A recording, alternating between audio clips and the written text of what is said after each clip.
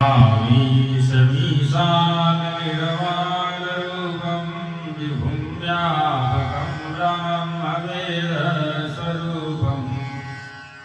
निजं निर्गुणं निर्विकल्पं निरीहं चिदाकाशमाकाशवासं भजेऽहं निराकारमोङ्कारमूलं तुरीयं निरायानभूतीतमीशं गिरीशं करालं महाकालकालं कृपालं गुणागारसंसारपारं नतोऽहं तुषारादिशङ्काशिगौरं गभीरं मनोभूतकोटिप्रवासी शरीरम् स्फुरन्मौलिकल्लोलिने चारुगङ्गा प्रसदवालवालेन्दुकण्ठे भुजङ्गा चलत्कुण्डलं भ्रूसुनेत्रं विशालं प्रसन्नाननं नीलकण्ठं दयालं निगाधीशचरमाम्बरं मुण्डमालं प्रियं शङ्करं सर्वनाथं भजामि प्रचण्डं प्रकृष्णं प्रगल्भं परेशं अखण्डं अजं भानुकोटिं प्रकाशं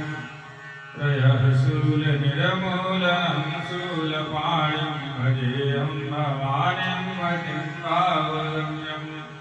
कलातीतकल्याणकल्पान्तकारी सदा सच्चिदानन्ददाता पुरारी चिदानन्द सन्दोहमोहापहारी प्रसीद प्रसीद प्रभो मन्मथारी नयावलोकनाथ पादारविन्दं भजन्ति लोके परेवानराणां न तावत्सुखं शान्ति सन्तापनाशं प्रसीद प्रभो सर्वभूताधिवासम् न जानामि योगं जपं नैव भूयां नतोऽहं सदा सर्वदा सम्पदोऽभ्यं